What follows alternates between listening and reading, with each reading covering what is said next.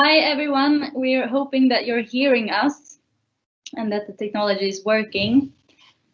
My name is Marika Haug and I'm a criminologist working for the Safer Sweden Foundation. My name is Cornelis. I'm an urban planner working at the Safer Sweden Foundation. And we are a bit late because we're trying to get some of the speakers into the live event. But Cornelis will give you a small introduction and I will keep trying to get them to join us.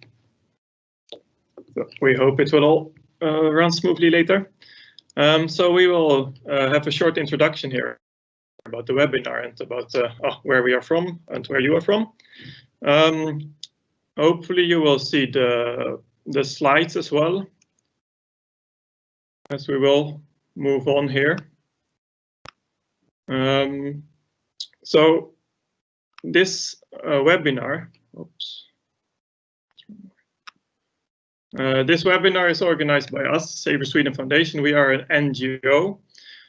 We are based in Sweden, in Stockholm, have a local office in the south of Sweden as well. But we are working with the issues concerning safety and crime. We started this network, when was it, 3 years ago? Or more or less, because we saw that this issue is very present when it comes to safety and feelings of safety, the differences between all the groups in society, and especially when it comes to differences between men and women. The network is also run on a NGO basis, not funded by any specifically parties, and we are trying to actually address the issue of feminist urban planning because we saw a need to work with a more defined definition and develop more knowledge on the topic, especially within Sweden. It was a hot debate a few years ago, but the network has been growing steadily. We are sending out newsletters, we are having network meetings, which we used to do physically, but during the obvious circumstances of the coronavirus, we are now doing this one digitally and have seen a large interest, and we'll see how it goes. As a foundation, we are otherwise working with issues that concern safety when it comes to all different kind of aspects. We are working a lot with crime prevention as well, so to help organizations and help individuals to understand how to prevent crime. But we're also working with victimization, which is another topic, and we're helping different organizations practically in aspects to improve the safety in areas. When we go further, the main question actually, of course, why did we focus on feminist urban planning? Well, as I said, it was quite a debate a few years ago. A real estate company in Stockholm started a project around it, not really clearly defined how it works. But even when we are looking from our experience in how people feel in public spaces, how people interact with each other, or how people actually use public space, the feeling of safety is obviously important, but it's also very obvious that there's a huge difference between different groups in society. When we look at the numbers here in Sweden, for instance, we can see that when it comes to women, there is we can say a quite substantial part of women in general that do feel unsafe in their own neighborhoods or in public spaces in general. The National Crime Survey even says that 10% of all women in Sweden don't dare to even go out during the evenings. And when we go to the special neighborhoods, which are so-called socially disadvantaged neighborhoods, or neighborhoods which are more vulnerable, we can see that even up to almost half of all the women living there don't even dare to go out in their own neighborhood, in the area that they live in. When we then compare this to the numbers for men, we can see that there is a huge difference. It's almost half of all the men or that say that they actually feel unsafe in the neighborhoods as compared to women. Even when we look globally, we can see that in Europe, as compared to other continents like Asia, there's a huge gap between how we feel safe or not when it comes to men and women. The gap is much less on other continents. So this is all about how we feel in the public space.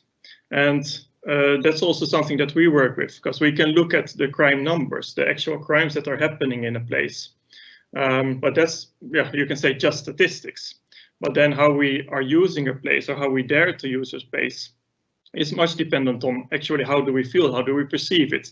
And that's about this feeling of safety or feeling of unsafety. And there we can see this huge difference between different groups of society. And that's why we think that feminist urban planning is very important to address, because it's a tool, it's a perspective to work with different societal groups. We can also see that in Sweden, but worldwide, there is a big difference between how people use the space. There has been different surveys, different reports. There has been research done on this. And in Stockholm, or in Sweden in general, we can see that those spontaneous activities in public space, they are mainly being done by men. And it's mainly men that use the public space for spontaneous activities when it comes to sports, but also when you look at the local squares, the small central square in your own neighborhoods. We have certain neighborhoods here in Sweden also where those kind of public spaces are mainly dominated by men, which can pose an unsafe feeling to women, and they are not really daring to use the public space. In our research, which you will hear later on also from my colleague Erika, last year we did a survey about the public restrooms here in Stockholm, where we also could see that most of them are actually just used by men, and it's a quite vital service in the public space because it allows people to stay longer. But if people are not willing to use it because of maybe feelings of unsafety, public spaces are quite biased or quite unequal, and we don't have a space for all.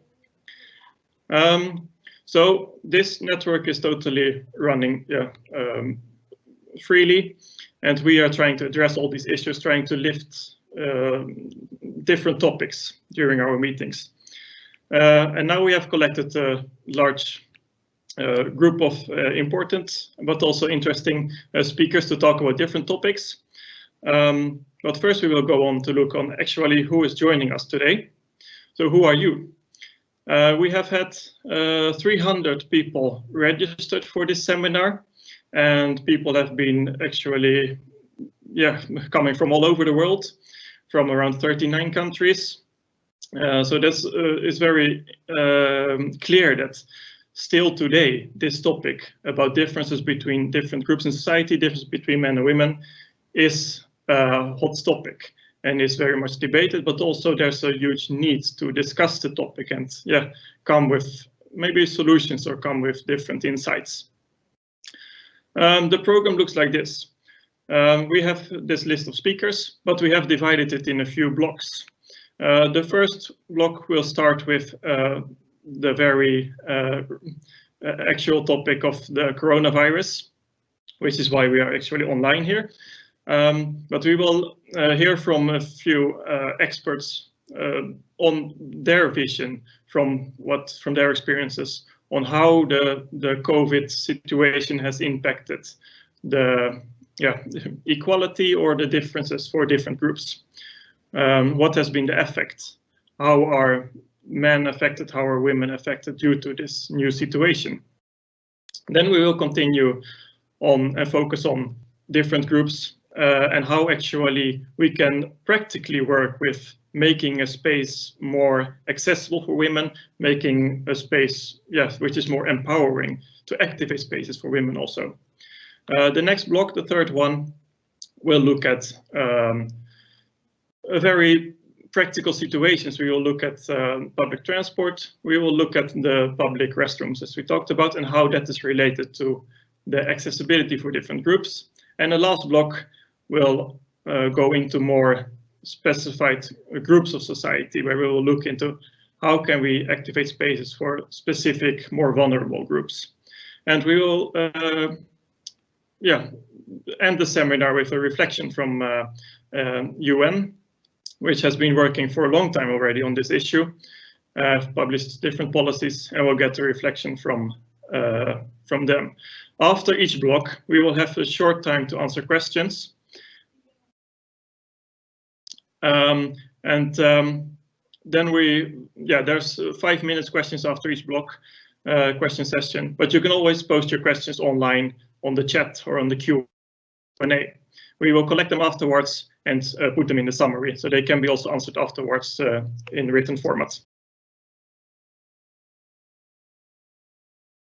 Okay, I feel rather relieved that we've been able to get into the presentation. It took a little while to get into the webinar. Sorry about the technical problems, but good afternoon, everybody. Greetings from lockdown London.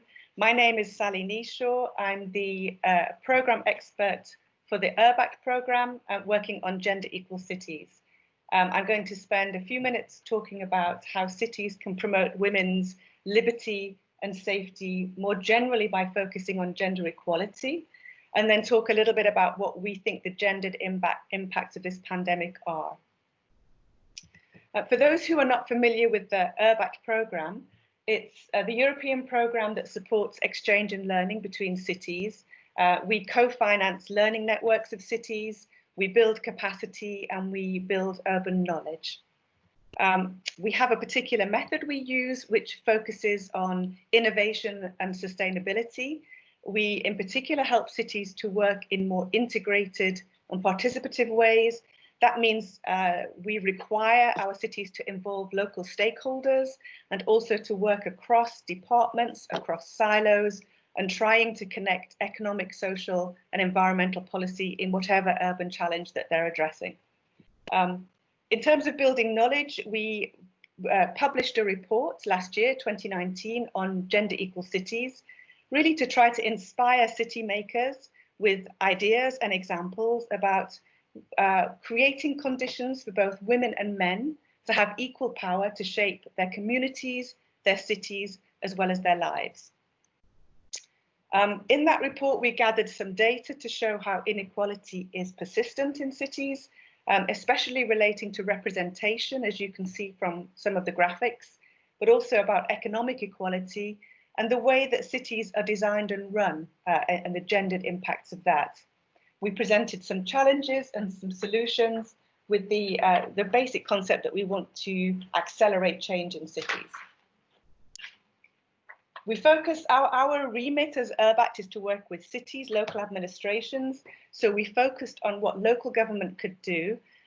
We recognize that international instruments like the Sustainable Development Goals are really important, but local government is the level of governance closest to citizens, and a lot of impact can be made at that level.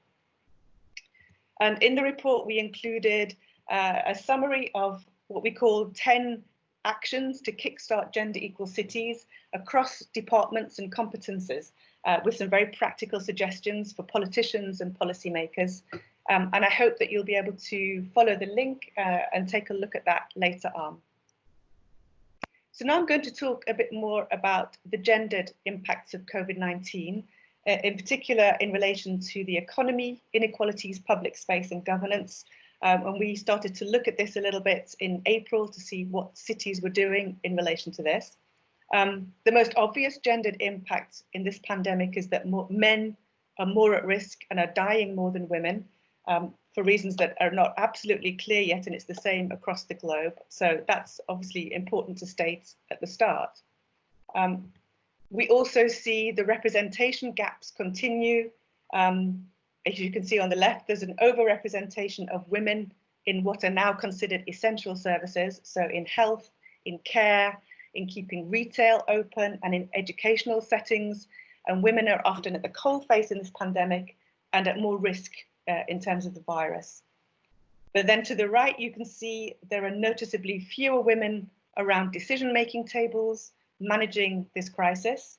In spite of the fact that some of the striking successes that we see in countries led by women, and that was illustrated by Forbes magazine quite recently. So one of the main things we've been looking at is economic equality, because I think also economic equality, women's liberty and safety is very much linked to their economic status. And as Urbact Program, we'd look a lot at economic geography and economic development. And I guess with the crisis, there's a fear that we might be turning back the clock on gender equality and widening the pay gap if we don't take proactive measures. Women are in risky jobs and at-risk jobs. We know that the lowest paid can't work at home or do flexible working. Those who are looking after older people, keeping supermarkets up and running, keeping our streets clean, they can't work at home, so they're at more risk with the virus. And even before this crisis, there's research from the European Institute of Gender Equality that shows that over a quarter of women employed across the European Union are in precarious jobs anyway and at more risk of poverty, not just in these sectors, but in sectors like hospitality as well. We see that the closure of schools and childcare may be impacting on women's participation in the labour force, in part because of the unpaid care burden that brings. And one example has been that I think in terms of academic papers, a lot more are being submitted by men than women in this period. And in terms of income recovery, research from previous economic shocks shows that women's income recovers at a slower rate than men's and less proactive measures are taken. And the final bullet point here is about public sector cuts. The longer term impact of this crisis may well be that the public sector has a budget crisis again, is possibly cutting jobs and services. And the public sector is a major employer of women right across Europe. So there's a warning signal already about that. This COVID crisis comes on top of a crisis of austerity. And I think the idea is we need to invest more in public infrastructure, not less, like we did in the past. And in fact, you might have seen that there's a petition and a movement started in the last week by a Green MEP, Alexandra Geese, with the hashtag half of it, saying that the European Economic Recovery Package should be monitored to make sure half of it goes towards safeguarding women's jobs, women's businesses and services for women. So that's a bit about economic situation in this pandemic for women. In terms of inequalities, we know there are additional risks for those experiencing multiple disadvantage. The gender, racial and socio-economic disparities have been really exposed and amplified in this crisis with groups like the elderly living alone and lone parents who are maybe struggling. They're much more likely to be disproportionately women. And we also see possible impacts for migrant and undocumented women who may be anxious about accessing services, for instance, or need language support to access those services. In terms of domestic violence and abuse, there's a spike we've seen across Europe in terms of incidents, and a lot of cities are responding quite well to this by doing additional information campaigns, making sure that shelter is available, working with empty hotels to provide space. And I know that others on this webinar will talk more about that particular subject. And then public space, the subject of this webinar. What are we learning about public space? And I think it's still a question mark for us. It's possible that women going out are more fearful because there are fewer eyes on the street, but also possibly less fearful because there's a decrease in crime and violence, and that's in part due to nightlife being curtailed. But there are less groups of men that may in the past have made women more anxious. And it's interesting to think if women are feeling able to occupy spaces that they couldn't occupy before. But what I think it has shown us in terms of public space is how attainable it is to have the kind of cities we want, the kind of cities that are walkable, cyclable, family friendly, with less congestion, better air quality, more social solidarity, which are kind of elements of the feminist urban planning. And I've got on screen here a picture of Vienna, which is one of the stalwarts of gender mainstreaming in urban planning, with their concept of a fair share city that they've been working on for a long time, for over 20 years. And we've documented some of that work in our report, and we see some of that coming forward quicker in this crisis. So I'm going to finish with what I think are some of the opportunities for urban governance in this pandemic. In fact, we think it might be a moment of empowerment for local government, because decisions are being made faster and across party lines in a way that hasn't happened before. So there's the opportunity to respond quickly has brought some great initiatives like the cycling lanes that are coming into lots of cities quickly. But going forward, it will be important to centre the needs and voices of women and girls in recovery from the crisis, to make sure that we have data that's sex disaggregated, so we understand more about the impacts economically, of the care burden, of incidents of violence and so forth, and that the policies that are put in place for the recovery take into account that data. Same with gender budgets. Budgets, especially if they're going to be adjustments to local authority budgets, they need to be always factor in services for women, jobs for women, businesses for women, what's happening in the city's infrastructure. We can see that the pandemic has helped people to understand and value more public infrastructure that sometimes in the past has been invisible or undocumented, and it's often the work of women that is holding communities together and delivering that infrastructure that needs future investment. And finally, of course, we need to have an intersectional approach, that cities need to consistently be reaching out to populations that may be vulnerable, that are experiencing intersecting disadvantage or discrimination, and make sure they're at the centre of the way we build cities going forward and open them up in the recovery. Okay, thank you so much, Sally. And there's our links going forward. Please join our LinkedIn group on gender equal cities and look at the report. Thank you. I don't have a presentation or anything. I just want to, I guess, talk to everyone. I was asked to speak particularly around COVID-19, so I've just got a couple of thoughts around that. I mean, I guess first, it's great to be talking to everyone in these really strange times, and just to think about the ways that keeping safe and safety has really become at the forefront of what everybody is doing. So I wanted to talk today about some of my thoughts around how the coronavirus and the response to it, particularly in my context in the UK, but I'm sure we can have a discussion at some point about how that's different in different contexts, relate to women's safety and women's freedom. So this is an area that I've worked on a lot, particularly in thinking about women and public space. That's been the focus of my research. My work's focused on both the impacts of sexual violence and women's responses to it, but it mainly orients around the concept of safety work, which is a development of the work of Professor Liz Kelly, who's a feminist sociologist here in the UK.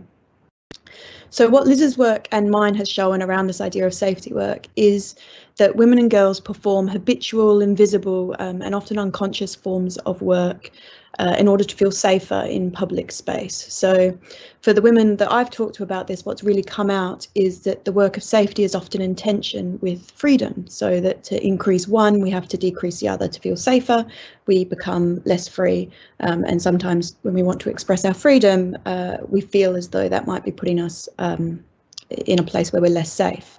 So a simple example of this, which is quite pertinent, I guess, to the idea of feminist urban planning, is around women walking home in the dark. So maybe in an unknown area, when we used to be allowed outside, and how we make decisions on the route that we're going to take. So different women making different decisions around possibly sticking to well-lit streets, sticking to areas where there's lots of cars or people, not listening to headphones, keeping your phone in your hand, keeping your keys in your hand, all of those kind of things, looking tough or looking hard, not looking too tough, making eye contact or not making eye contact.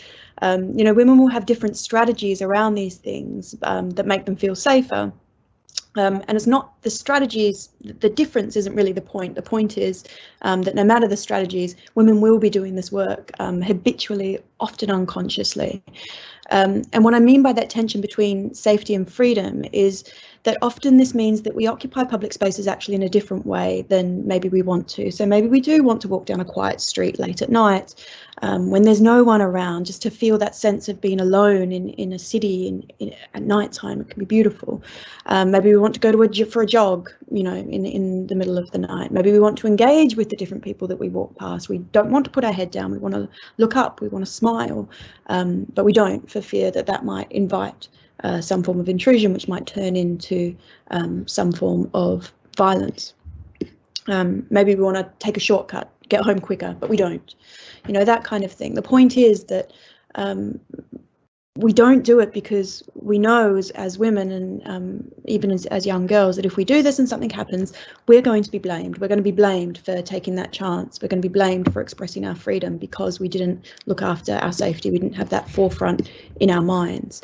And so men and boys will do this. This is not me saying that men and boys don't do forms of safety work, but a lot of the time it's around a different threat, though there is the threat of sexual violence for gender non-conforming people as well. For men and boys, a lot of the time the threat is around physical violence or forms of violence like mugging, being robbed. But the thing that is really unique for women and girls is the way that we're positioned in relation to blame and responsibility if something does happen.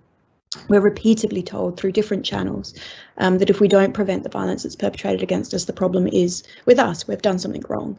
And this means that safety work for women and for girls is not optional. It's mandated, and we know that we'll be blamed when it fails, which obviously it will. It can't work all the time. So taken together, what this reveals is a paradox that I've called through some of the work with women that I've researched, the right amount of panic. So women are expected to panic just enough. We're expected to find the right amount, not too much. Panic too much, you're hysterical, and not too little, because if you panic too little, you're to blame. But what's impossible about this whole situation is that we can actually never know when we've got it right. We can never know when we get that right amount of panic, because success is actually an absence. If our safety work works, then nothing happens. That's the point of it.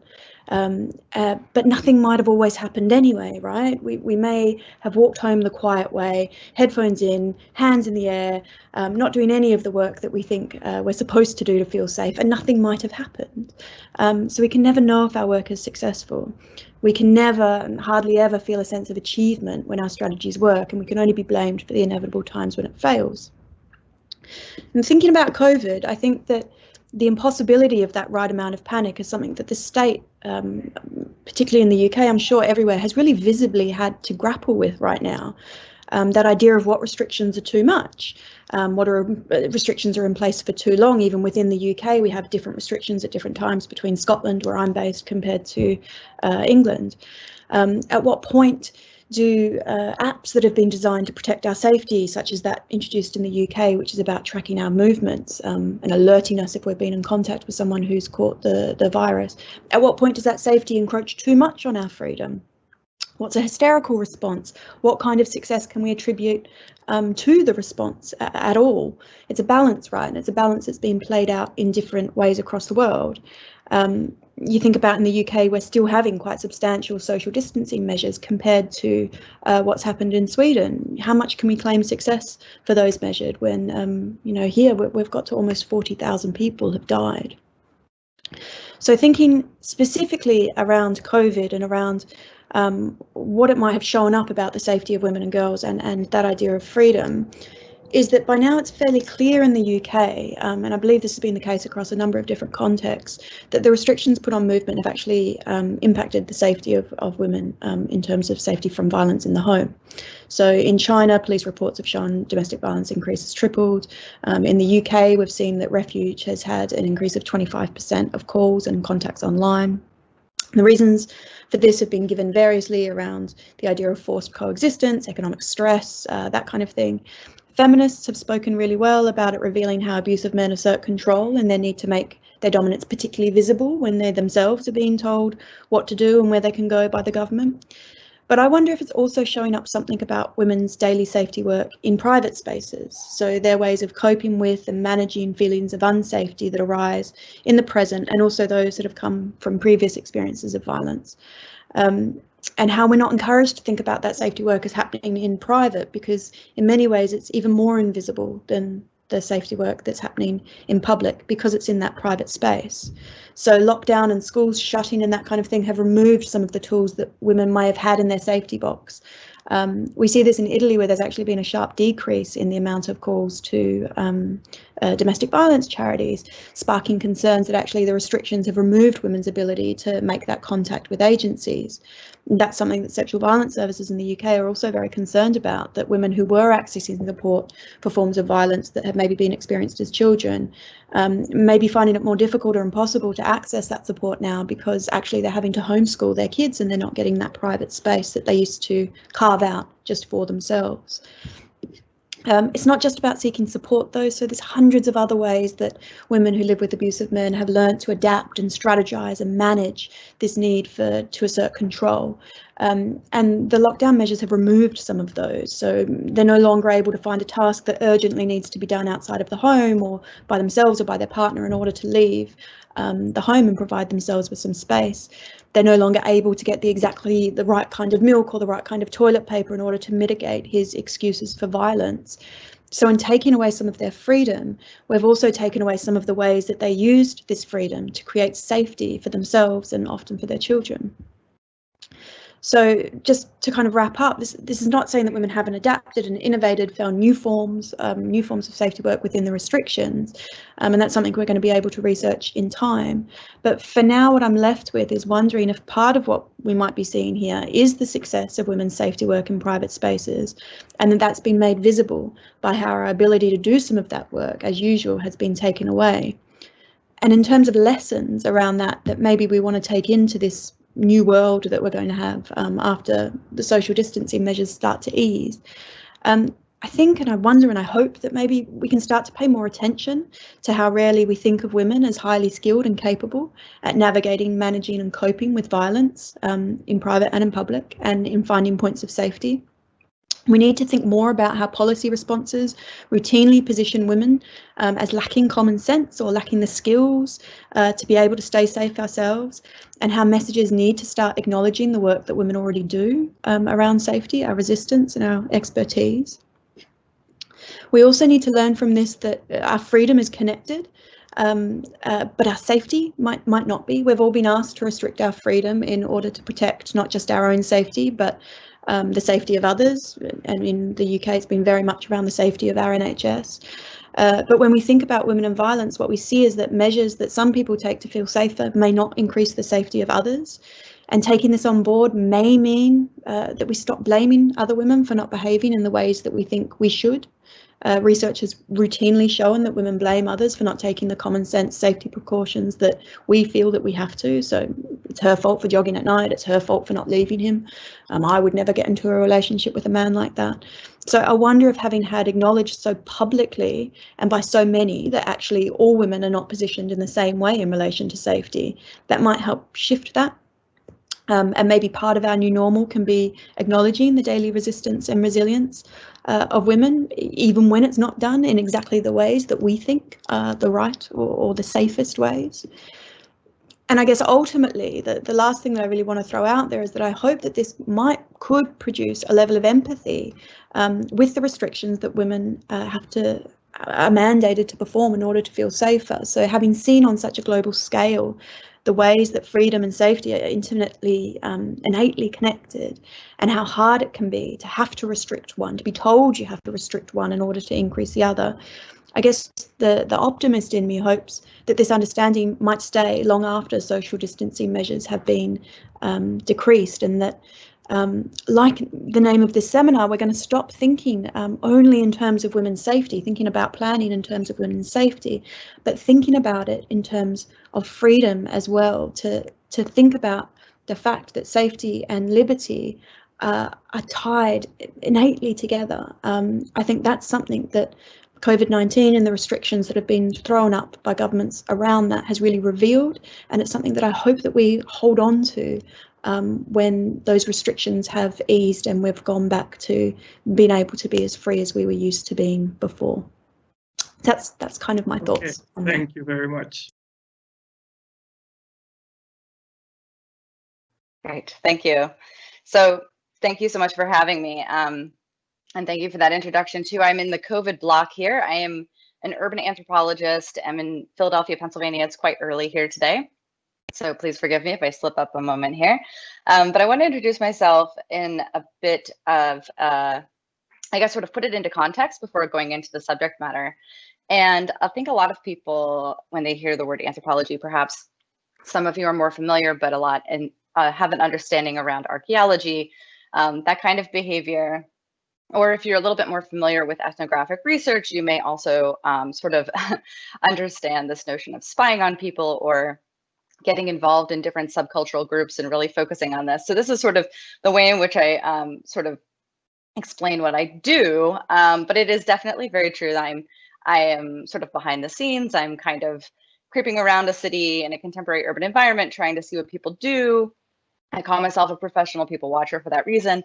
But really, I'm just trying to get a better understanding in my study, in my teaching, and my applied research as a consultant of human behavior in public space. So very creative ways that we use an environment. And I think if you're familiar at all with Jane Goodall, and especially if you're familiar with Jane Jacobs, really kind of understanding that influence between cultural anthropology and the observational research that we can do in that qualitative research, and then potentially even applying that as user experience research and design in modern urban contexts. And so that's sort of a little bit more about me.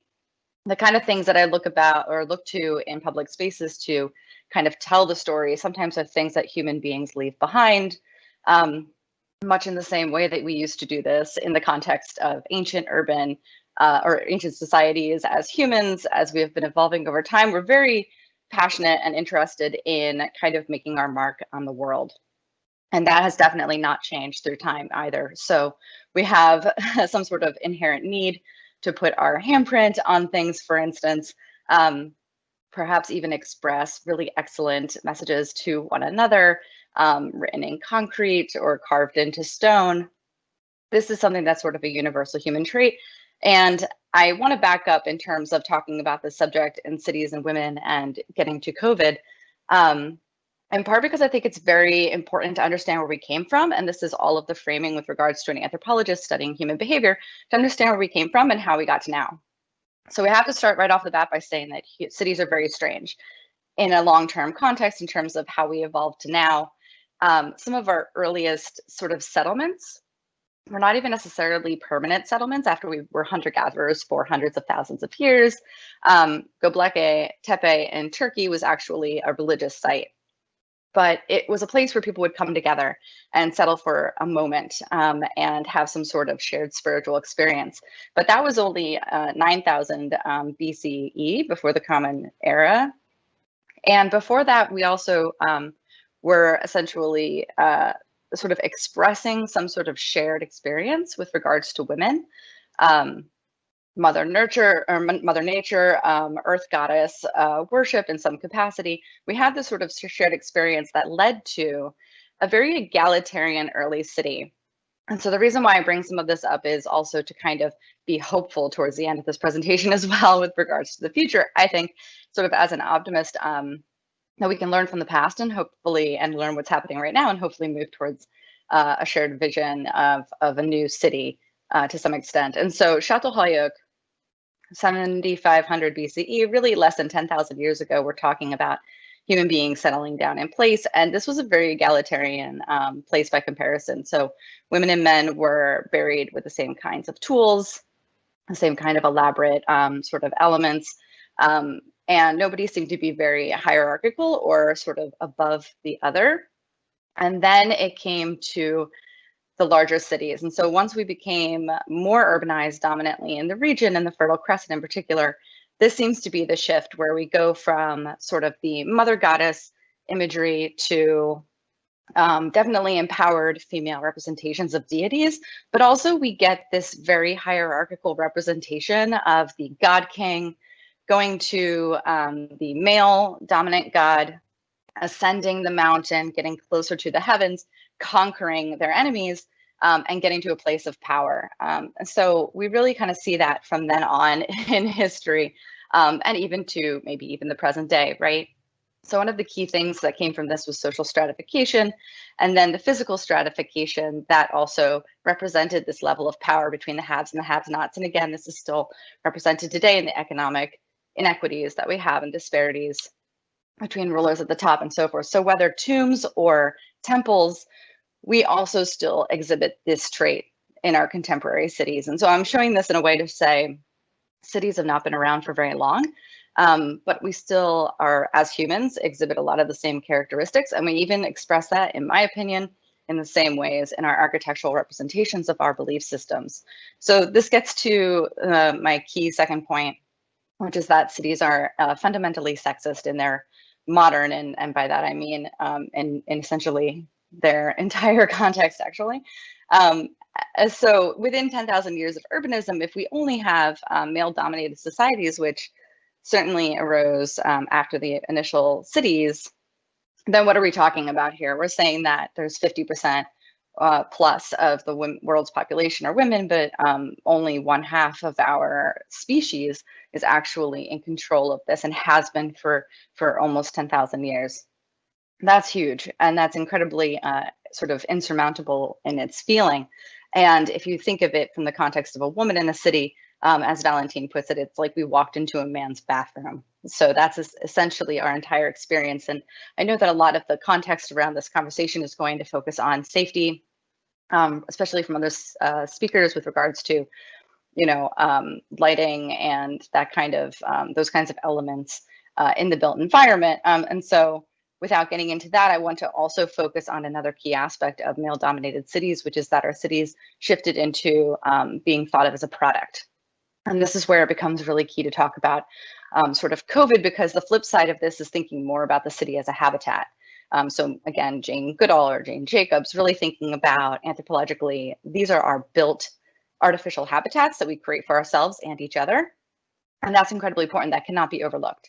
And so if we think then about cities as being completely created, including all of the systems, all of the built environment and so forth, then we really do have actually a huge opportunity to change it for the better. There's really no reason not to, right? So if we have done something, we can undo it, much in the same way that in today's modern city, in a lot of the European contexts that folks are familiar with, we can, for instance, take back some of the auto-dominated errors that we have made in the built environment that are negative, have negative impacts on human beings. So we can remove cars from an environment and make them walkable again. And we can also make the choice as to who has agency. It does not have to be solely top down, for instance, right? So who exactly has agency in a situation? Can it be this young girl? You know, can it be the citizens in the way that many people have advocated for? And as Ada Colau says, the first female mayor of Barcelona, as many of you probably know, we do still live in sexist and patriarchal cities, but we have the opportunity to really leverage others and ourselves as women to become dominant main characters in urban environments now for the first time. And so what does sort of a women-led city look like? And I have this sort of list of 5 C elements that I think that I've found consistently over time. And I also think that these tie in very well with what we're seeing with the COVID outbreak right now. And so one of those is co-created, which is to say that the top-down responds to the bottom-up needs. And we've seen that in a couple different contexts, maybe at a smaller scale with regards to university systems where students demanded pass-fail because they were going to be under such stressful situations. And the universities responded, for instance, right? Collaborative. And so really just kind of thinking about how can we help each other and come to an agreement on something, much in the same way that folks have started sort of neighborhood share groups and support groups, or people have been able to create things at a distance even in very creative ways. And communal, so really focusing on, again, I think Barcelona is an excellent example of this with their super block system, understanding that this is a shared situation. This is a communal effort in a city. It's a community. And so how do we create shared spaces, but also, you know, for instance, how do we say that universal basic income should be a standard now at this point, right? Or something along those lines. And fourth one is compassionate. And so this, I think, really gets to the notion of vulnerability in today's circumstances. So we can provide housing for the homeless, for instance, right? We can suddenly say that some housing is for everyone. We can say that, you know, that Wi-Fi is for everyone, that free food is just available. These are things that we can do. And car-free, which I think is very important right now as we're seeing cities shift away from oil tankers sort of floating around, countries waiting to dock and the oil price is going down so low, walking and cycling is up. And this is incredibly important, especially for women. And so that's the one I really want to ensure that we drive home. And I think that, this is Memorial Day where we are here today. Lots of deaths have been recorded, almost 100,000. And I think there's an opportunity to not only provide something for everyone, but also to say that if we care for each other, like we are right now in this vulnerable time, then we actually can see the inequities that are being shown by this virus and work to shift those capitalist and patriarchal systems to make a better city for everyone afterwards. So that is my push for you all. Okay. So what I'm talking about is about loitering, but also about fun and the idea really of frivolous fun. And much of what I'm presenting is based on this paper that I published recently. Am I audible? Yes, we hear you and we see the slides. Okay. Thanks so much, Marika. Okay. Across the world, protests around women's safety in public tend to take place often following a specific assault and focus on demands for protection or sanitizing public space. In most of these contexts, it is women's access to public space for a purpose, usually related to education, employment, or consumption, that occupies center stage. But being out for fun is much less likely to be defended, much less fought for. In the early 2000s, I co-wrote a book with Samira Khan and Shilpa Ranade, which was titled Why Loiter, Women and Risk on Mumbai Streets, which engaged with the idea of fun in relation to public space, arguing that fun is a deeply relevant politics for effecting feminist change. We argued that what women need in order to access public space is not safety, which is inevitably conditional upon women being respectable, but rather the right to take risks without their presence being questioned. We push this line of thinking further to suggest that for women to have unconditional access to public space, everyone else, including those perceived to be unfriendly to women, should also have unconditional access. We argued that loitering, that is hanging out in public without purpose, might be one way in which all citizens, marginal and otherwise, might be able to viscerally claim public space. In the book, we devoted one section entirely to asking who was having fun in the city. We navigated different parts of the city and different groups of women, arguing that for women, fun in public space often involved an inordinate amount of subterfuge and strategizing. Non-productive fun in relation to public spaces might include wandering around the streets during the daytime and at night, using maps to get around, as well as seeking to get lost in the labyrinthine city, hanging around for hours, drinking tea at a corner stall, or sitting along a seafront, sitting around in a park, reading or eating or playing in an open space. Fun, then, is any activity that produces a visceral sense of enjoyment that contributes to a sense of claim to the city and a feeling of belonging to it. When women claim fun in public space, they produce in others not happiness, but anxiety. When women choose to wander in public spaces, their actions are perceived to signal not well-behaved women, but troublemakers in need of control. Fun for women in public, then, inevitably involves being difficult women who do not conform to an idealized vision of good womanhood. This version of fun creates trouble, even as it troubles the boundaries of what is acceptable behavior for women in its quest to push the boundaries of access in the city. In this short presentation, I talk of 3 campaigns that address the question of access to the public and were also fun. The first is the Blank Noise Project. Blank Noise uses a variety of strategies and sets up public performances to challenge street sexual harassment. They also have public installations of clothing that women wore when they were harassed. This is crowdsourced under the title, I Never Ask For It.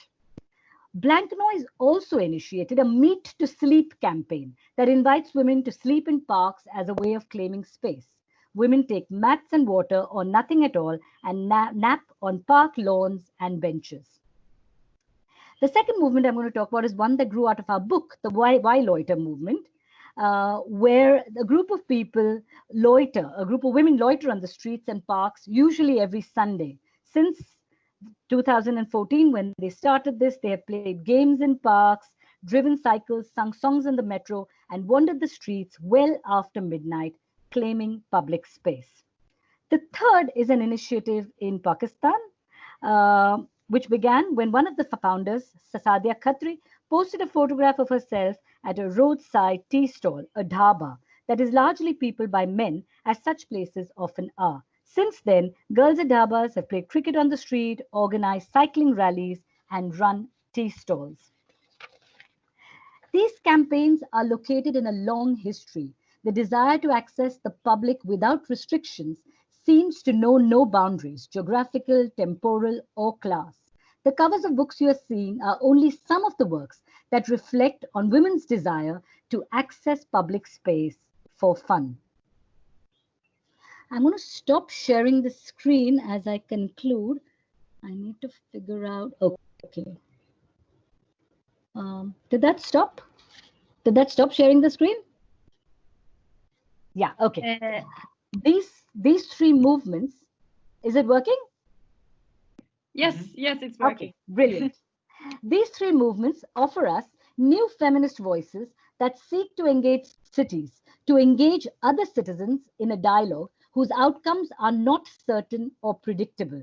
They may well change something significant in relation to women's access to urban public space and the gendered ideologies that govern them.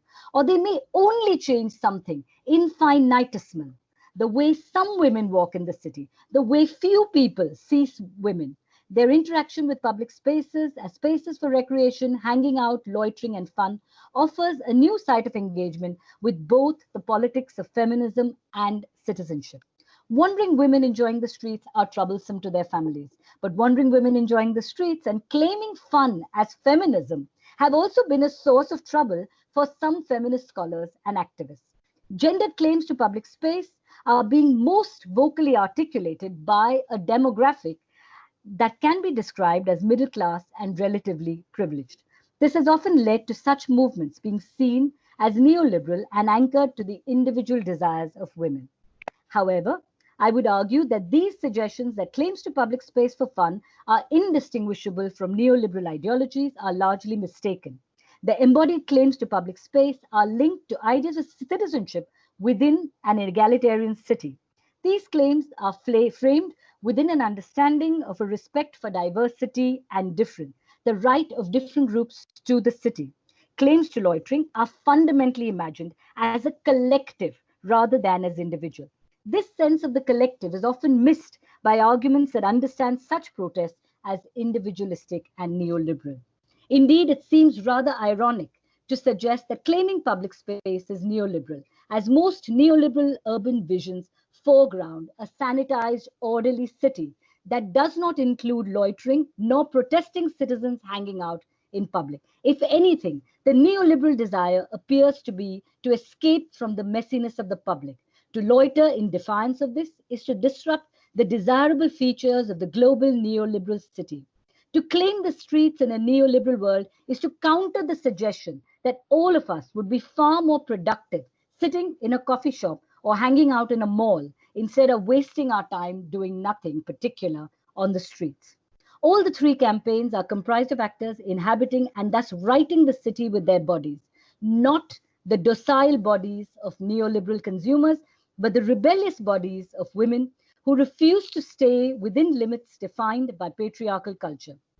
There is certainly a pleasure in reclaiming this denied public and reclaiming it not as the purposeful, productive, good consumers of neoliberal capitalism, but rather as loitering, protesting, street tea drinking 21st century feminists and citizens. Thank you.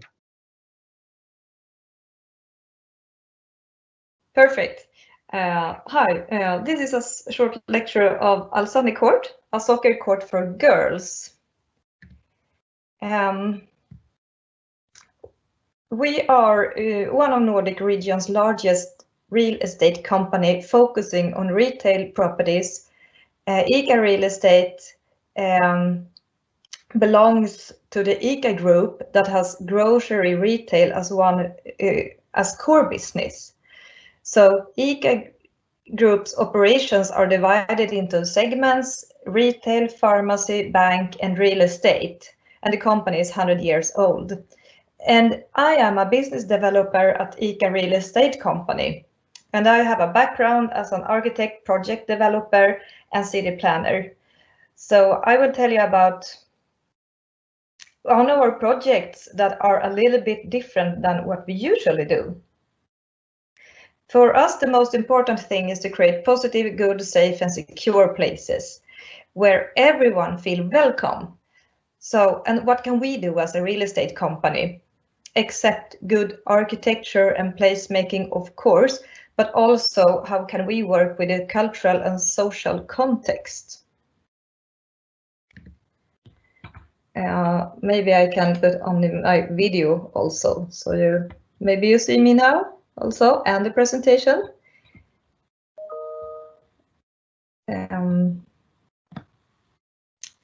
Alsane Court is a football court for girls in Vimmerby in Sweden. The court is named after the Swedish football star Alsane, who has grown up in this area. ICA Real Estate transformed an old court into this place for young women interested in soccer. Yeah, the inspiration comes from the Zlatan Court in Malmö. As many sport arenas, the men and boys has the best time slots, you know, and at Alsane Court, boys are welcome, but the girls has the best time slots. So, and I did the project together with a local soccer trainer, the local ICA retailer, my marketing division colleagues, and the amazing young artist John Beyer, which did his portraits of Aslani. The court has done a very positive impact on the local society. The girls grow as persons, especially in life outside the court, and many of them comes from cultures that does not always want them to do sports, and that's a problem in some segregated areas in Sweden. And often when you work with city planning and placemaking to include young people, you do things for boys without thinking of it. So that's why we are very proud to do a project that can change that perspective. Do you have any questions about the project, or because that was short about background and what we wanted to do with the project, but do you have any thoughts about it? Many people say that if you divide boys and girls, that's not good either, but boys are welcome here. We are just like giving the girls the best time slots. That's normal that you do that on other sport arenas, but here we try to think in a different way. You can, Cornelius, when my time is run out, you can just cut it. But I can tell you more information is that Aslani, maybe I mentioned it, she's grown up here in this area. And it's kind of a little bit segregated area, and it's more even important to have a place like this, like activated by people all the time, not just boys. But when we have these slot times for girls that have the best slot times, it makes the place be like more alive, more hours, so it has a very positive impact on the whole society in this area. Maybe it's also interesting for the listeners to reflect, like because you're a real estate company, as you said, working with groceries and other stuff. But how important is it for you to focus on these kind of issues of equality when it comes to your social responsibility, and how does it affect your business? Of course, it affects our business very positive. From one business perspective, people go online today very much, and we want to create good city planning. We want people to come out and meet and doing activities together, and that everybody is welcome, not just young boys, or because and you can't just think that people will go to your place if you do good design. You have to really see what is it really a place where everybody is welcome, not just saying it, but really try and do it. So of course it's very positive for our business, but it's also a different set of mind, because traditionally real estate companies hasn't really been thinking like this. So of course we are also we have responsibility for a secure and safe society, and I think it comes more and more today that we are talking about it. Right. We got a few questions on the chat here, on the Q&A, but one of the big question is actually, what is the result? Have you gotten any reactions from the boys in the area, and are the girls really using the time slots that you have provided? They do. They use it all the time. The result is that for the sport itself, it gives much positive publicity. The girls are getting better and better at soccer. They have this star Alsani as someone to look up to.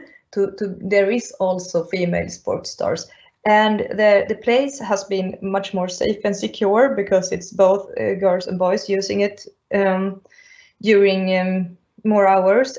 And the most important thing for me is that the girls are like really growing as persons, because sports is good for young people, but we are only focusing on boys all the time when we are planning cities. We are like soccer courts for boys and graffiti walls and skateboard, and it's like, yeah, of course they are for girls too, but girls doesn't use it as much as they really want, because they are always pushed away by the boys. So this is a totally success. Okay, hello everybody. Sorry for the delay. Let's see, I hope it doesn't break again. So my name is Sara Ortiz Escalante. I'm part of a nonprofit cooperative of architects, sociologists, and urban planners based in the city of Barcelona, Spain. We have been working for more than 15 years at the local, national, and international level. We mostly work with municipalities, urban planning departments, and gender equity departments, as well as participatory planning divisions. But we also work with community organizations, neighborhood associations, women's groups, and also we teach some course at the university. So today I'm going to focus above all from what the Safe Student Foundation asked us, is to share a little bit of kind of what we have done in terms of participation from an intersectional feminist perspective. But first of all, I'll briefly share with you what is our perspective or work before sharing some of the examples. So we work through 4 pillars. The first one is understanding the world through an intersectional feminist perspective, understanding that not all women and men are equal, but that we have difference depending on our gender, age, race, ethnicity, etc. Also, we foster community participation in urban planning processes at all the levels. We use an ecofeminism perspective, and also as a cooperative, we foster a model of a feminist and social economy. Could you hear me well? Just to make sure. Yeah, we hear you. Perfect. Okay, so we start doing a critique of the current capitalist and patriarchal city, understanding that most cities worldwide have been designed, responded to these patriarchal and capitalist mandates, and mostly focusing their planning decisions on the productive sphere of employment and privileging all the activities, spaces, and also male patterns of mobility. And the activities the infrastructures that support this type of activity. And also, this model has focused on a type of citizen, which is usually associated with a white, adult, heterosexual, middle-class employment with full physical capacities. But we critique that this androcentric model of city has fostered urban growth without limits, and it's an unsustainable model in all its form. But also it has contributed to the global environmental crisis and also to the current crisis that we are experiencing today, which is also a global crisis of care in a world where a lot of people live longer, but that we don't have a system to respond to who takes care of these people. In this type of model of cities, feminist urban planning challenges the idea that cities have responded mostly to the productive sphere of paid work, and also this kind of model has been responsible for segregated spaces, for zoning, and also for promoting models of living such as suburbia, giving priority, as I said before, to a male model of mobility. In response to that, feminist urban planning proposes a change of priorities in the current society, placing people's everyday life at the center of decisions to transform the inequalities that the neoliberal capitalism and patriarchal city has to produce. Feminism is the political movement and body of theory that has introduced of everyday life as a source of information and methodology in urban planning. And for us, putting the everyday life of people at the center means designing cities that privilege and respond to domestic and to reproductive and paid work, which is still mostly by women, as other presenters have show up. Feminist urban planning also work for the transformation of places that give physical support to the development of domestic care and community activities, with the goal that these activities start to be a social and public responsibility and not exclusively a women's job. And to guarantee that, we need to guarantee women's full right to the city and full right to participation in all these spheres of planning. So we aim for this type of model of city, a model of city that focuses in the four spheres of life, which the everyday life is the activities that we do in a particular space in a particular time. And it also gives methodological contributions, because it promotes that planning also is based in qualitative and interdisciplinary methods from a gender and intersectional perspective.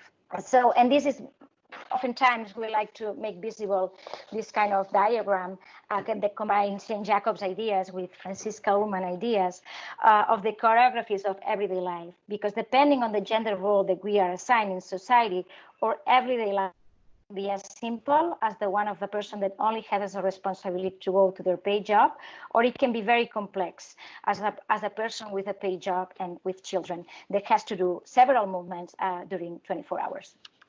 So how is the work that we do is focused in six spaces or six variables, six categories. We do community participation, as I say. We work also in the transformation of public space, in projects that require improving services and facilities. Also, we do a lot of work related with mobility, either with active mobility or public transportation.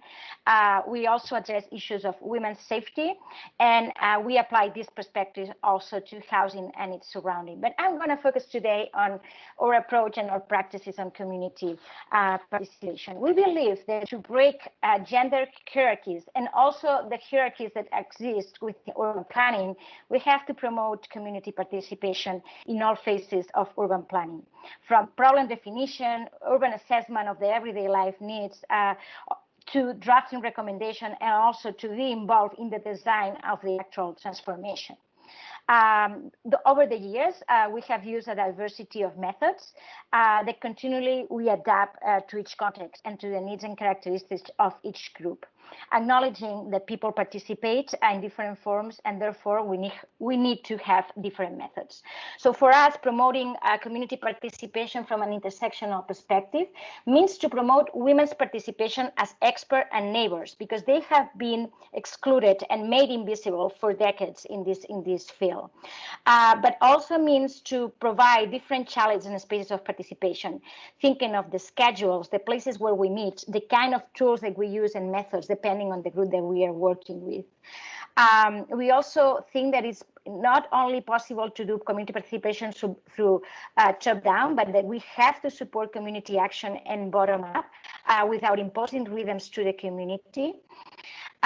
In these participatory processes, we always focus and give visibility to the reproductive and the care sphere, as well as safety issues that mostly affect women in their diversity.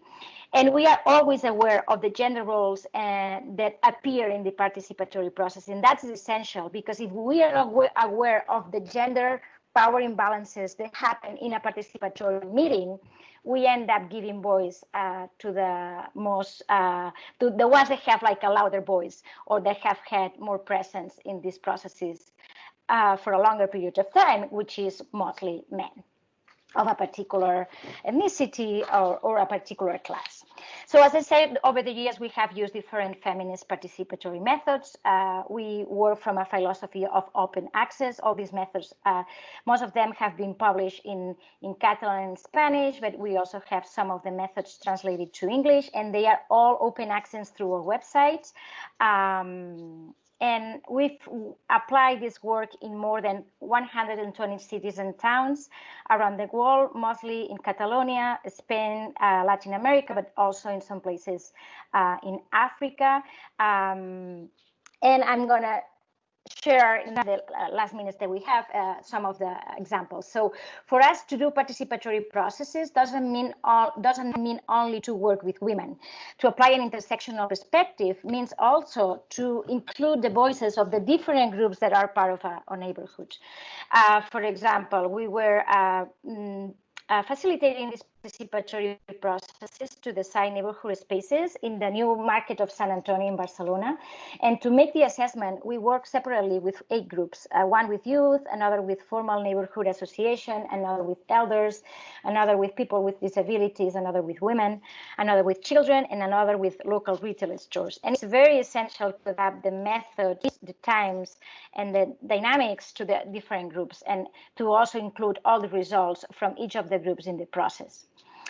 Another example of things that we have done in Barcelona is that in collaboration with the district of Eixample and with the elder department, we work with elders of the community to improve the network of benches that gave support to their everyday life mobility. So we did an assessment using different methods, walking with them, taking fold-over chairs with us to kind of imagine where a new bench could be installed. And we also give recommendations about the design and the materials that we can use to improve the network of benches in Barcelona. And the city has installed some of the new benches in this district. Also, another thing that we do through our participatory processes is in some of the areas of planning that usually have very quantitative oriented, like mobility, to make visible and also gather qualitative data. Nocturnas is an example of a feminist participatory action research project that we did with 24 women night shift workers in the metropolitan area of Barcelona. This was a project that lasted for more than a year and a half, and women participated in all the phases of the project and made recommendations to the metropolitan area agency who is in charge of developing the mobility policies. And one of the recommendations was adapted by the metropolitan area, which was to get a request stop night bus service into lines of buses. And I think I'm running out of time, so we went on some other work. Apologies for taking so much time, and I want to finish. Thank you very much, and I'll be waiting for questions.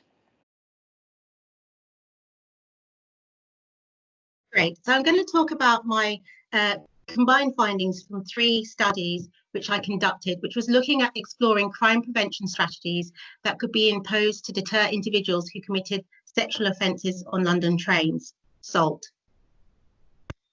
I appreciate that these images do not reflect current circumstances in a COVID-19 era, but if you can cast your mind back, this was what rush hour looked like on transport networks across the world. Women being subjected to sexual harassment on public transport is a universal problem.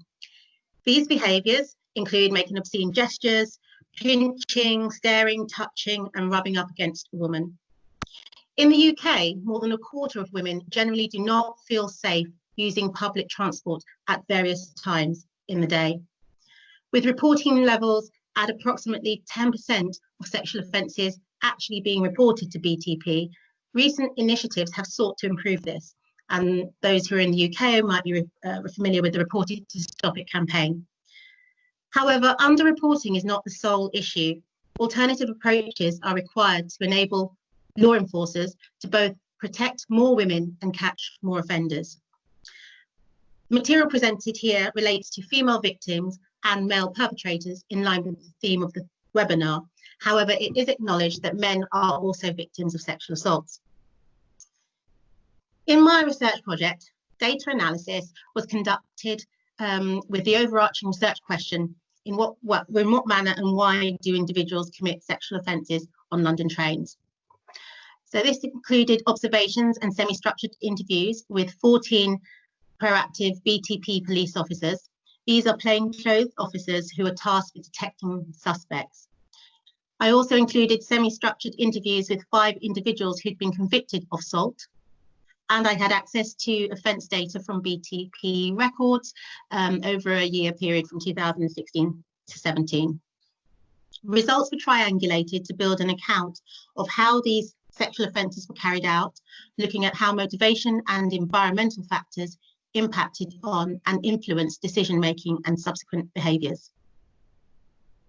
Within my research, assault refers to the 3 main offence types as defined by the BTP, which accounted for 94% of all the offences. These were sexual assaults, which involved touching with a hand or rubbing with the groin area, exposure, and finally, committing an act outraging public decency, which included masturbating and upskirting, as my research was conducted before the upskirting bill was introduced and passed last year. There are a number of contributing factors and theories which explain why individuals commit these types of offences. The routine activity theory says that crime occurs because there's a motivated offender, suitable targets, and an absence of guardians.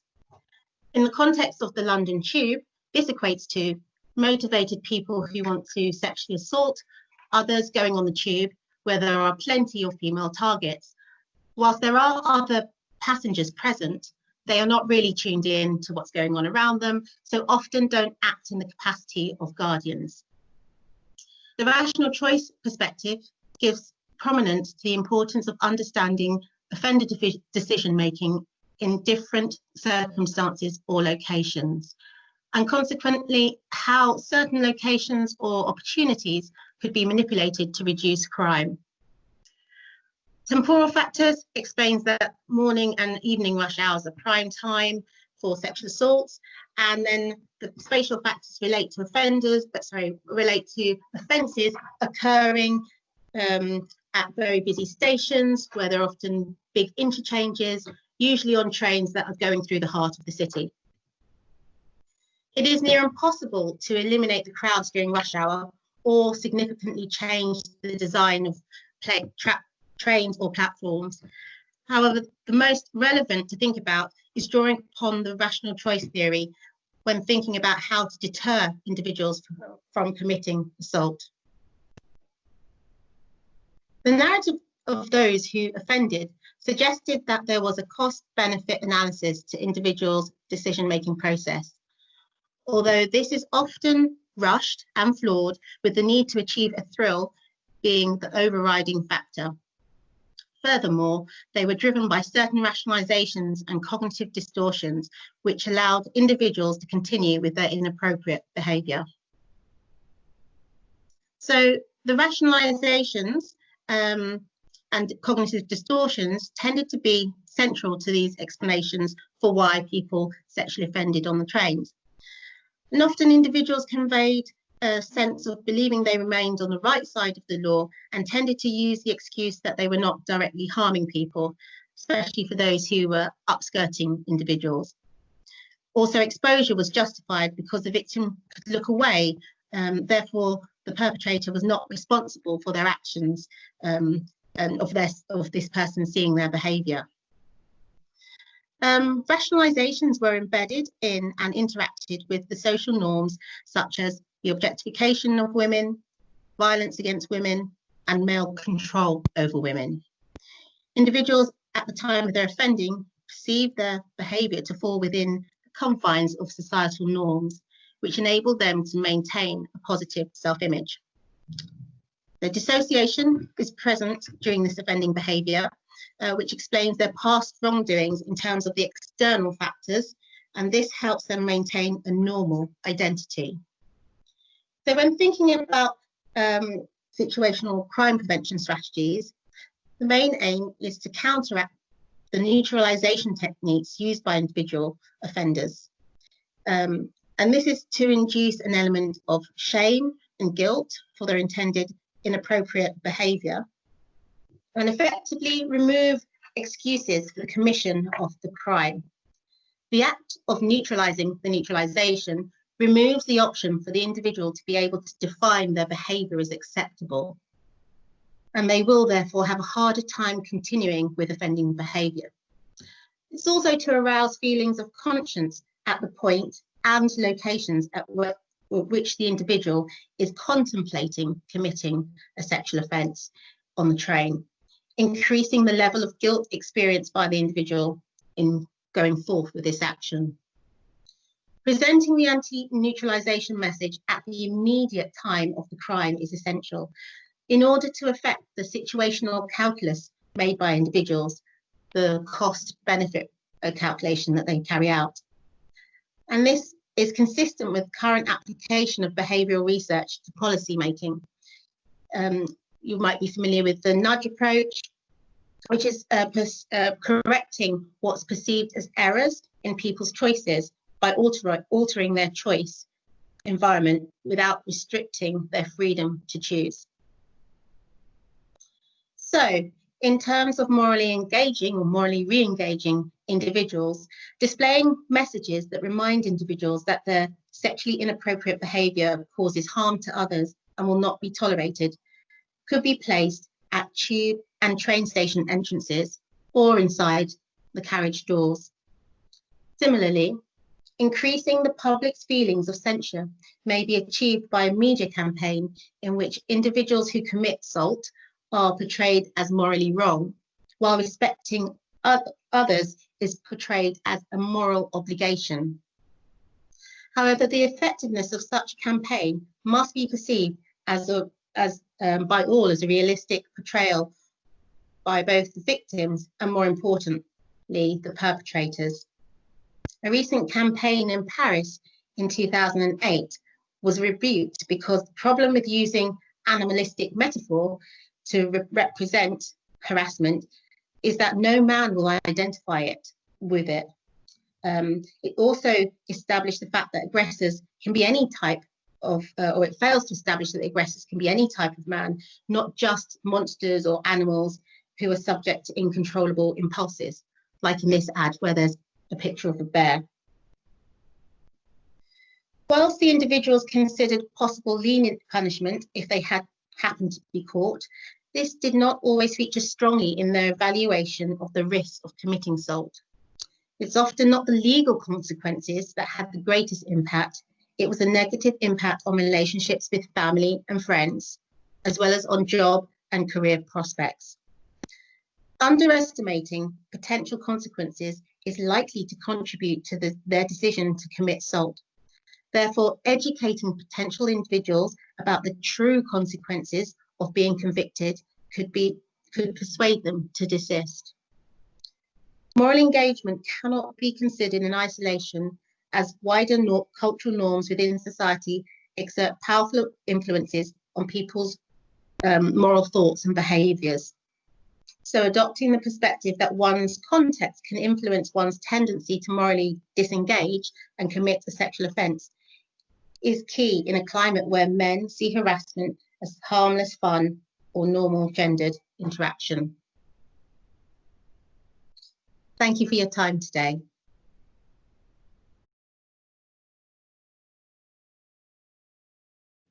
Yes, hello everyone. I hope you can hear me well.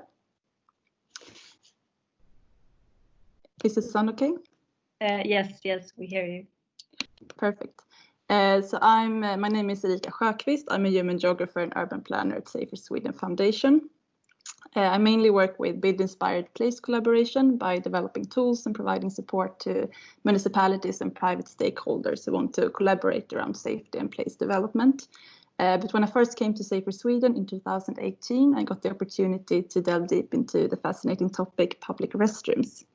I did a study based on the literature review and site observations to find out what a feminist public restroom would look like and if the restrooms in Stockholm met these criteria. So I will explain how this topic relates to safety and why it's an important feminist issue. Then I present the results from the study and discuss the implications for urban planning and policy development.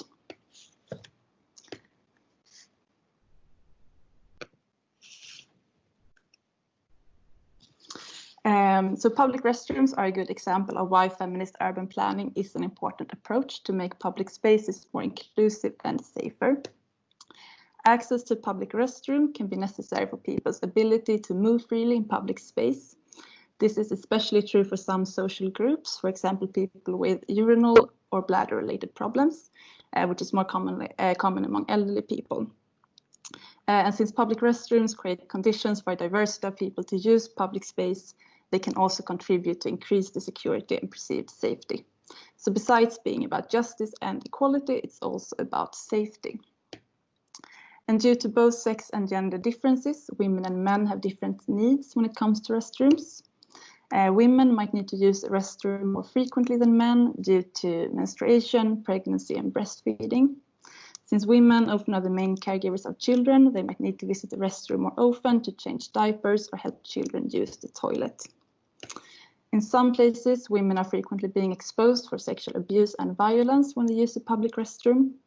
WaterAid and Amnesty have done case studies that show that this is a main issue in some cities. And there have always been fewer public restrooms that are available for women than for men. At least this is the case in Stockholm. And this is due to the fact that public space traditionally has been considered a male domain. I found examples from the UK, New Zealand, Ireland, the US, and Sweden that women in the 20th century started to push and change these boundaries by being more active in urban planning. And women often advocated for more social functions and social services in public space. And in fact, the ones that advocated for more public restrooms were often women's organizations. Arguments against their claims were that public restrooms were too expensive or aesthetically displeasing. However, this has not stopped cities from building urinals. In Stockholm, as you see from these numbers, there have always been more urinals than unisex or female restrooms. And this is still the case. So until the 1990s, the number of urinals outnumbered the number of public restrooms that women can use. Even today, though the public restrooms are unisex, there are still facilities that are male only. And an interesting fact is that there were manned restrooms in Stockholm from 1800 to 1990, but since 1990, all the restrooms in Stockholm are unattended. And this list is based on research on gender and public restrooms and contains criteria for a feminist restroom. The criteria focus on women's needs, and by doing that, they also cover some of the needs of other social groups, for example, children or people with a divergent gender identity. And the criteria is based on the fact that women need better sanitary conditions during menstrual periods, more space in the restroom to sit down, utilities that haven't changed, for example, tampons, that there need to be enough space to have children or other people use the toilet, and utilities that help parents change diapers. And for the toilet to feel safe, it's important that the locks are functional. There should also be unisex restrooms available so that people with a divergent gender identity can use the restrooms without having to identify themselves as a man or a woman. And for the restrooms to be available for all social groups, they should be free to use and adapted for people with disabilities. So I checked if the restrooms in Stockholm met these criteria. And in Stockholm, there are two different models, as you can see in these pictures. And when I checked, all the restrooms had running water, functional locks, they were available for people with disabilities, they were spacious and unisex.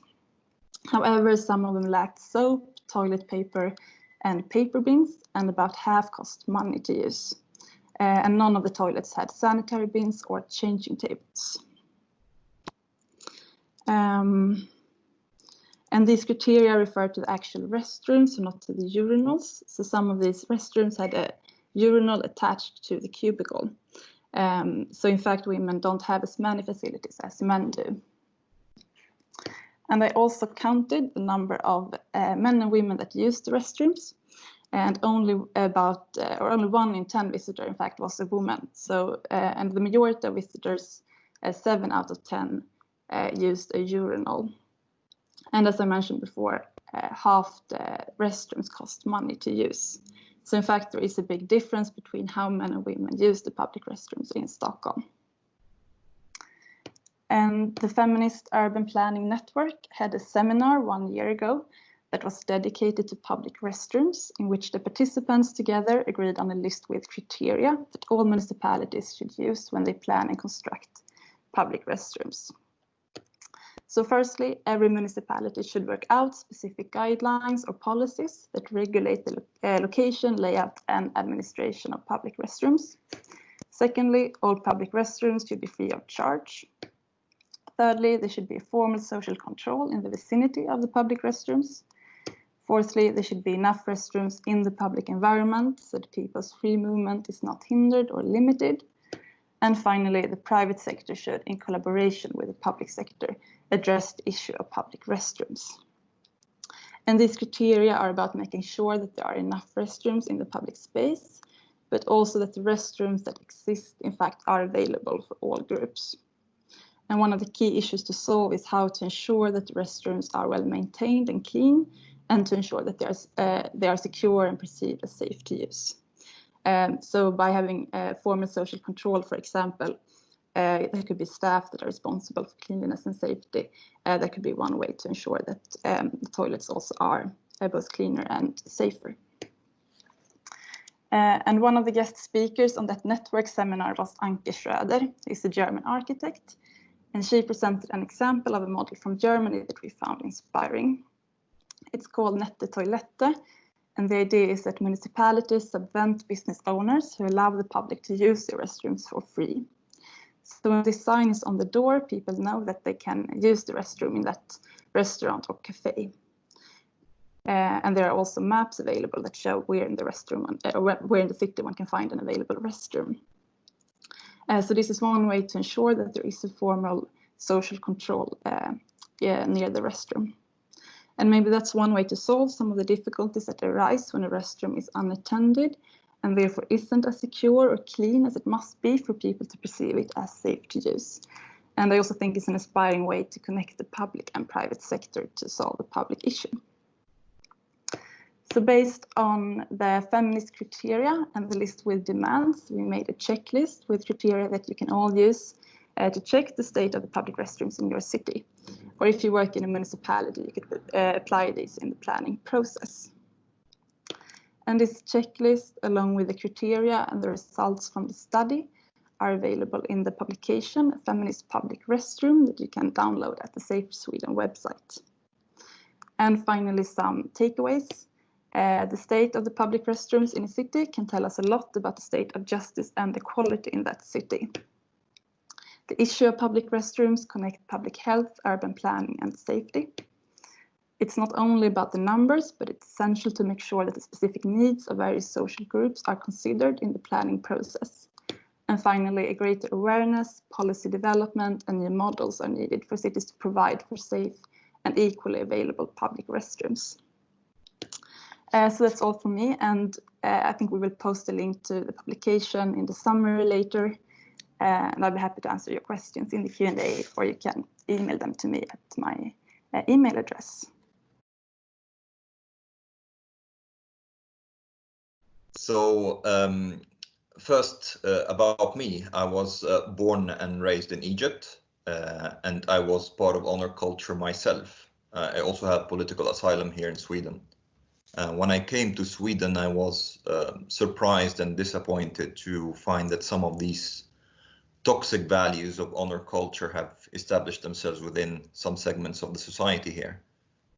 So it was for me natural to join up with the organization Never Forget Pela and Fadima, or Glöm aldrig P-lag Fadima, which is one of the organizations that's on the forefront of fighting against honor, violence, and oppression here in Sweden. So I will be exploring the connection between gender segregation and honor culture briefly, and the consequences of gender segregation within the context of honor culture.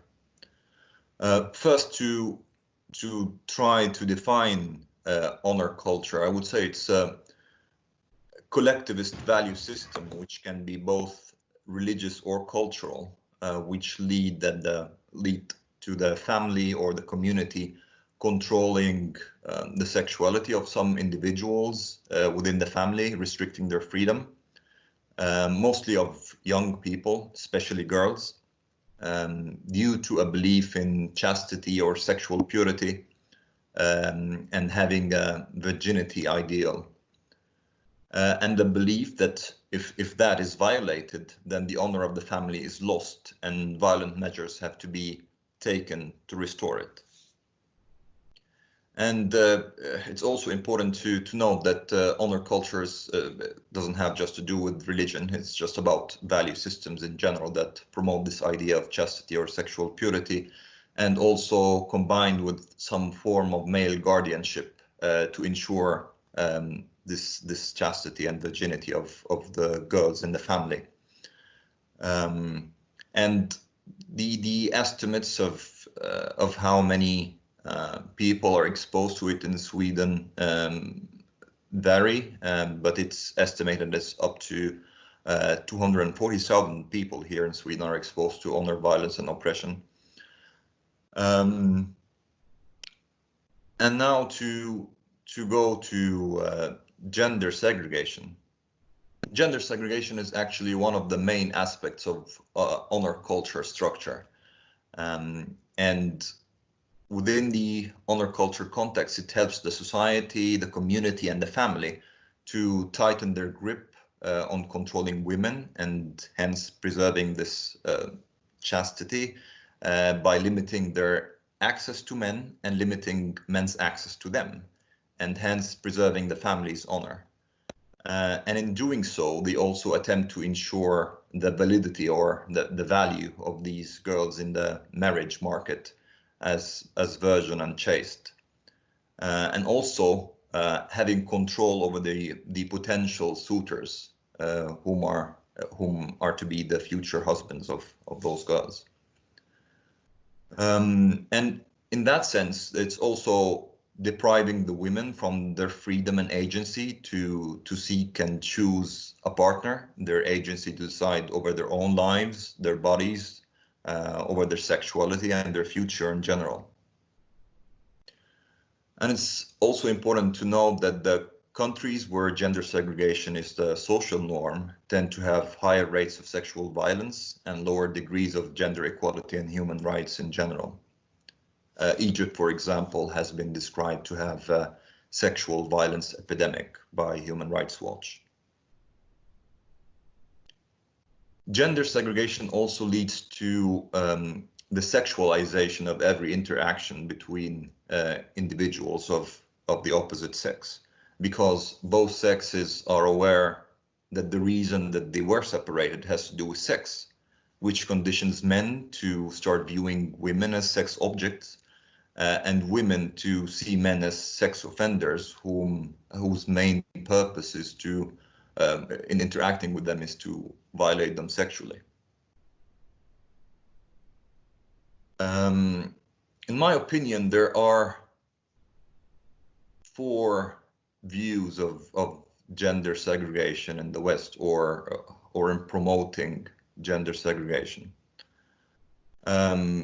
One view is that gender segregation is an ideal in and of itself, that would be empowering to women, for example. But I would say that for me, that would be giving up on the principle of gender equality. And as I said before, the countries where gender segregation is the norm have high rates of sexual violence and low degree of gender equality. And if gender segregation was an ideal in itself, then Saudi Arabia would be a role model, who have taken it to the extreme that there has been an incident where firemen were forbidden to enter a girls' school that was burning, and the girls were left to die in consequence. Another view is gender segregation as a form of cultural diversity or cultural tolerance. I would say this is a form of cultural moral relativism that implies that gender equality and the right to exist in the same space as men, or women's right to exist in the same space as men without being seen or treated as a sex object, is a cultural thing, which is a very problematic view.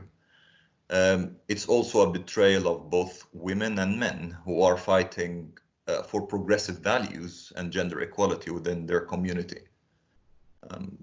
This would also lead to cultural and ethnic segregation, as this would be practiced mainly by certain groups in certain areas within society, and hence would encourage the development of parallel value systems and a parallel society. And this would also beg the question, why would we stop at, for example, segregating swimming pools or gym areas and so on? Why not segregate like workspace and transportation and every other aspect of society to satisfy that demand that could be called for religious or cultural reasons? Some others promote gender segregation as let's say a transition period, then that maybe it's like an unrealistic expectation or demand to think that women coming from an honor cultural background would be able to exist in the same space as men. But it's difficult to see how this wouldn't have the opposite effect by cementing this as a social norm, and why would these women ever leave this social norm if it's established in that way? And not just them, but that would also be reproduced to the future generations, to their daughters and granddaughters, that same norm. And another view is gender segregation as an individual free choice, but that also for me is a bit naive, because it's not seeing that this is a part of a general value system that would lead to the oppression of other individuals who don't want to live by that same norm. And the result of accepting and promoting gender segregation, I would say that will be an obstacle in dismantling the oppressive structure of honor culture. It will prolong the oppression of women and men who are living under the honor culture structure. It will also help cement and reproduce this for future generations who would inherit this norm. On the other hand, if we work against gender segregation, there are women who will be liberated from the control that they are subjected to by their family and community. Others who perhaps will change their mind by getting introduced and accustomed to this new norm. And there will be others who will not really change their mind about it, but at least their daughters and granddaughters will grow up in a society where gender segregation is not the norm and gender equality is the only ideal. I think therefore it's very important to have a long-term society-wide view when it comes to this issue, and that certain norms and values such as gender equality and individual freedom need to be safeguarded. There could also be other solutions that to solve this issue apart from like resorting to gender or normalizing gender segregation. If, for example, women are unsafe or feeling unsafe in some spaces with men, as in swimming pools, for example, or other areas, then there could be measures taken to increase safety, like security guards, for example. It's also important to work with values and the view of women and the importance of gender equality, and having a more healthy view towards sexuality in general from a young age at school and social introduction courses and so on. Thank you, Umar. Thank you. And you Thank you for also listening.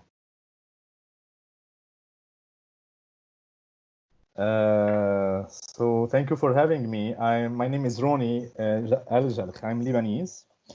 I'm an urban planner and a placemaking activist and practitioner.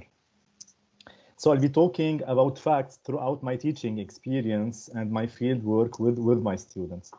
In fact, since 2015, I have developed a curriculum for a course on placemaking and teaching it in different universities in Lebanon and doing workshops in the Middle East region. So the course is linked to hands-on activities, mainly in deprived neighborhoods, and it's based on participatory approach using different activities and tools. So during the field work, many issues were faced, especially in a country like Lebanon, where we have a lot of refugees living in poor conditions in deprived neighborhood, and sometimes it's causing a lot of tension with the host community. So refugees are obliged to live in unsafe places where they are often restricted in movement and deprived from accessibility to public spaces. Most of them suffer from discrimination and from social tensions between themselves and with the host community. So despite being open and accessible in theory, regardless of age, race, origin, religion, and gender, most of the public spaces in these neighborhoods became places for discrimination, especially for these vulnerable groups. So it became places for discrimination and exclusion for these groups. While analyzing the various uses of public space, it is important to identify who is using the space. But it is more important to identify who is not using this particular space and why. So having a certain group like refugees or like women or any vulnerable groups who are not using this specific space is a good indicator to know that the space is insecure or it is not welcoming to these groups. And this could be easily identified through a simple observation while doing a place evaluation. Like if you use a place game sheet, I don't know if you know it, developed by PPS, Project for Public Space Organization. It is so simple to identify who is using the space. So the question is why women or vulnerable groups do not use specific places. I think we can divide the reasons into two categories. The first one is physical aspects of the place. So the place is not clean, it is dark, there is no public light, difficult to access, it's not inviting, it's insecure. So all these physical aspects that is not welcoming to the people or to the groups, or could be social aspects. For example, cultural aspects. Users are mainly men and women do not feel comfortable to go there. Or some reason is related to discrimination. Sometimes users from different community groups do not like to mix together in public space to avoid social tension. And this is the case in Lebanon between the host community and the refugees. And in many cases, municipalities, they are increasing this kind of division throughout creative measures, if I can name that. Like, for example, imposing curfews that restrict refugees from strolling in the street between 6 p.m. and 6 a.m. Or sometimes like having two shifts in the public garden, like the morning shift is for the refugees, Syrian refugees, and the afternoon is for the host community, or vice versa. Or sometimes, putting some fees to enter for the public space. It's a way to put refugees away. the best way to ensure that space are welcoming and safe for women and girls or other specific group is to participate them in the design process. Safety and inclusion depends on real participation. So co-designing with the target groups is crucial for placemaking as a philosophy based on a place-centered approach. So placemaking can create inclusive places that aim to reduce discrimination and safety and ensure safety for everyone. Inclusive public space doesn't only mean designing a place that can include vulnerable groups, but it's also how to involve these groups in designing or reshaping this space. However, these target groups do not feel comfortable to participate sometimes if we have a participatory approach during a placemaking process. And this could be for different reasons. Sometimes they do not have time to participate because they have work or they have the family to take care, or sometimes their culture or husband are not supportive for that, or sometimes they don't feel safe in the location where the activity is taking place. Sometimes they don't have experience in participation, or they have bad previous experience in participation. And some reasons could be like they don't believe that they can make a change or their ideas will be considered. Sometimes they feel intimidated by other groups, or they feel even discriminated by others. So the question is how to encourage women or other vulnerable groups to participate in placemaking process. I will share with you 10 plus practical ways. The first is to insist on their participation and to be there and to support them while participating. And this, believe me, will change people's behavior towards this group. Secondly, involve youth in the process. With my experience with my students, students or youth are really a catalyst to mobilize the community, and especially the vulnerable group. They are very open. They have a lot of ways to mobilize the community. Third, we can involve volunteers from the target groups, like from women, or we can involve refugees as well, activists within the refugees community. Four, we can work in collaboration with associations that are trusted by women or by this group, like Scouts or any association, local association. Try to take time with husbands or with leaders, with the group leaders, to convince them about the importance of participation, of women participation. Six, we can propose babysitting activities to let women have time to participate. And this is really important. We can take sometimes the kids away and she can have time to participate. Or maybe attract them through proposing activities for their kids. If we propose something for the kids, they will come with their kids and they will be able to participate, like street animation or any other activities. It's important to highlight the importance of their suggestion as well, and to take them into consideration while implementing, and take time with them to understand what are the real needs. 9, well prepare the tools. And this is really important while preparing the activities for activity mobilization or community visioning, to take time. And sometimes if we work only with women in a separate group, if it is needed. And create an inviting and safe place for them to participate. And this is really something that works. So we have to create joyful and inviting ambiance for them. And finally, give them responsibilities to foster the sense of belonging and appropriation.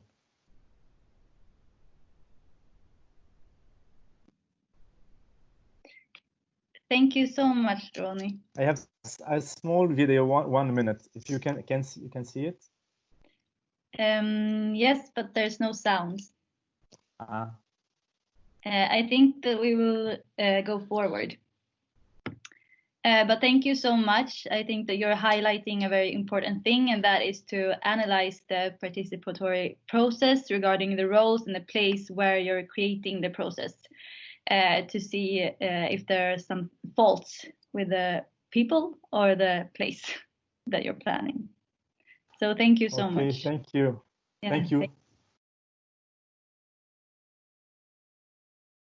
So, Lisette, we were wondering what your reflections on the topics discussed are and how it strengthen and support your work at UN Women. Sure, thank you. Well, there has been like many interesting presentations, so I'll make my effort to do this in 2 minutes. But yeah, first of all, for those of you who don't know, of course, UN Women's mandate is to advance gender equality. How do we do this? By eliminating discrimination against women and girls. So a lot of the topics discussed here is exactly that, right? How do we eliminate this discrimination in the context, of course, of cities? And one of those key ones is women's safety, right? Violence against women and girls in public spaces.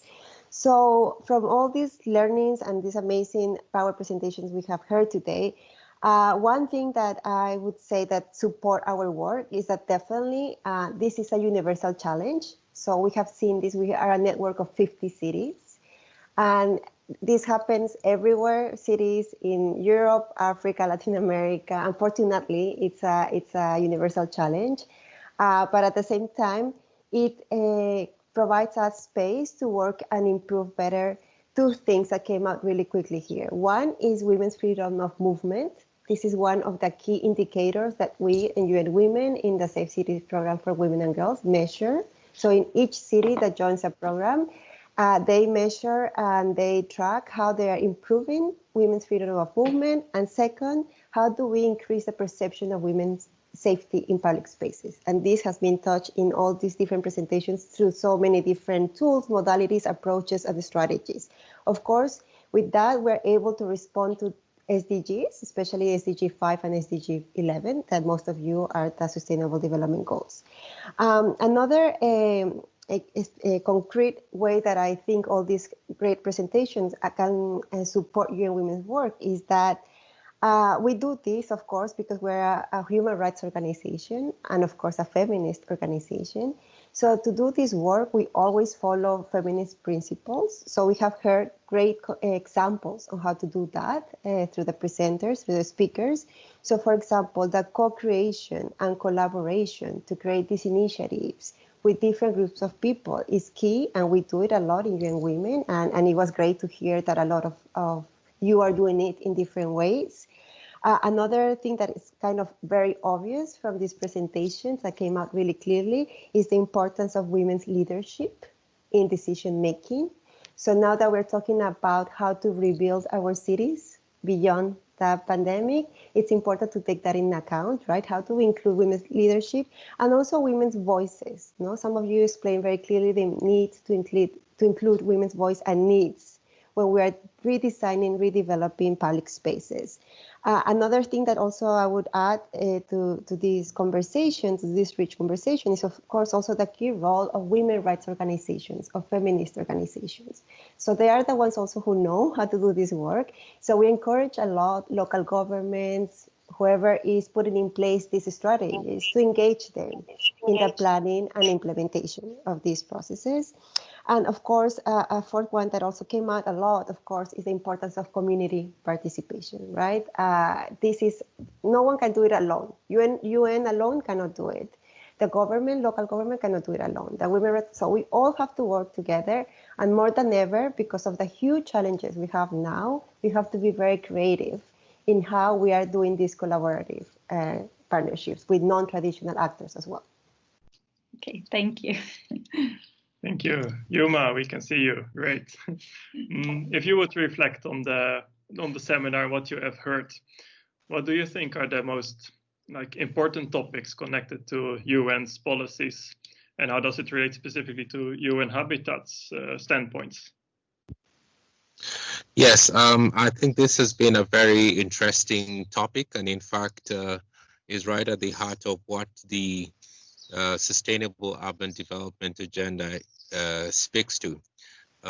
We say that the Sustainable Urban Development Agenda will be won or lost in the context of participation of citizens, the way we look at the governance of our cities and towns, and the way we enhance the partnership approaches to the build of cities.